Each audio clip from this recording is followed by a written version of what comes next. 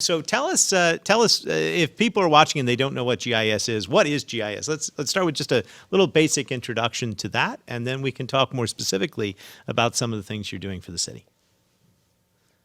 Yeah, so GIS stands for Geographic Information Science, or Geographic Information Systems. By combining software and tons of raw data, we can help determine why geographic location is important in Harrisburg. This data helps city leaders make important decisions. For example, whether it's a city planner using GIS to determine the floodplains and where properties exist in those floodplains, whether it's a city engineer looking to determine the high injury network in Harrisburg to locate where the most crash-prone streets are or aren't, or if it's our firefighters using GIS to determine the activity of illegal fireworks and hopefully determine patterns and help enforcement and educational efforts in those areas. I have a quick note here. Back in the summer, we saw approximately 55% of illegal firework activity occur in just 2 general locations. And this was found through a survey, a GIS survey, to help locate people to report where these activities were being done at. Yeah, thanks for that, Evan. That initiative was born right here on this show and Community Conversations when we were dealing with how people could sort of stem the tide of these illegal fireworks. We partnered with the Young Professionals of Color who helped us engage in this GIS mapping activity to really chart where the fireworks were going on. It was an example of your versatility because we were able to get that up and running very quickly and then use that data for educational and enforcement purposes. It was a very, very successful thing. And you mentioned some other aspects of floodplain management and our high injury network. That high injury network ties well to the slides that we saw at the beginning of the program, which was our workers out there increasing lighting in certain areas that have shown an increase in traffic-related fatalities. So, but maybe you can share some of your work with us now, Evan. I understand you may have some links to some maps. Go ahead. Go ahead and share here. So if you can see my screen, this is, as was mentioned at the beginning of the show, the high injury network in the city of Harrisburg. And this is a GIS map that was created using PennDOT data.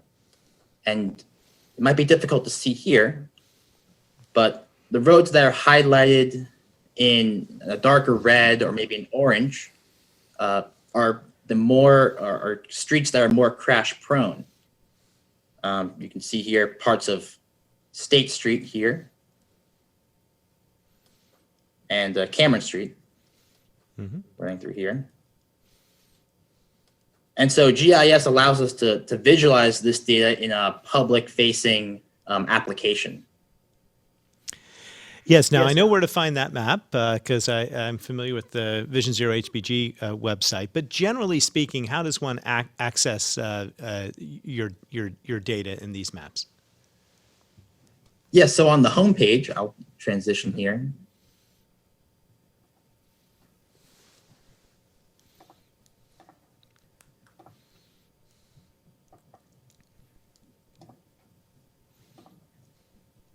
From the city homepage, under top pages and under maps and under GIS Hub, which is our main storage location for a lot of our interactive maps available publicly, you can see our various applications, whether it's street cleaning areas, Harrisburg organizations, or Vision Zero updates, our 2019 update, or our street closures map, or various other resources here that are publicly available today. So you can go onto harrisburgpa.gov, go under top pages, maps, and then the GIS Data Hub. which is the housing website for a lot of our applications. Oh, that's really exciting, and I hope people now realize just how much information is available if they go and look for it. Do you want to talk? Well, first of all, is the police district map up there? Is that something which you can link to for us? While you're doing that, I'll just say that I ask you that because it's been a topic of conversation at recent council meetings. They're going to be voting on Bill 8 on Tuesday, and one of the provisions of that bill is that there's representation by district, and a lot of folks didn't quite realize where the districts were in the city of Harrisburg and what the boundaries are. So that's a resource that they can go to the website and find. And there it is. Yeah. My screen should be up right now. Very good. So this was under the on the homepage, harrisburgpa.gov, and under there's a policy button, use of force policy button on the homepage, and there is a link to the Harrisburg Police District's map. You'll see here this is an interactive map available on mobile or on your home computer. And you can essentially type in, the main function is to just view these districts and type in your address, up right, to see maybe which district you fall under. So I typed in here 10 North 15th Street. You can see that gave a location here in District 5.